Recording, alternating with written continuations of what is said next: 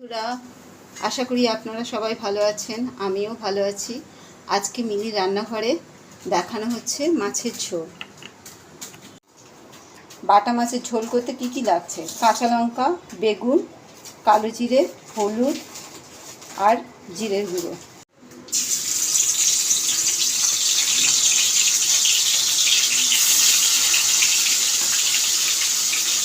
মাছগুলো কড়া করে একটু ভেজে নেব।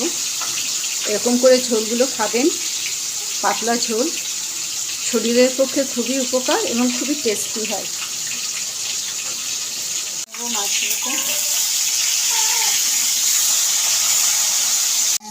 মাছ ভাজাগুলো হয়ে গেছে, তুলে নেব। হয়ে গেছে, তুলে নেব।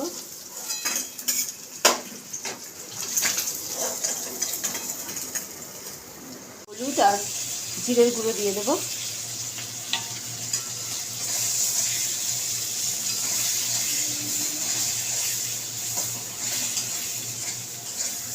মতন জল দেব।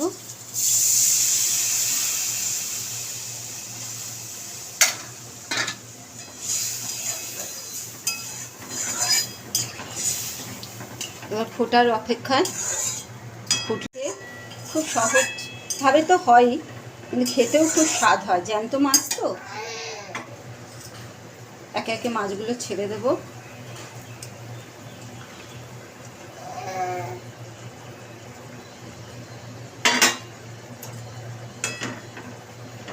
মাছগুলো দিয়ে একটু ফুটে গেলে নামিয়ে দেব।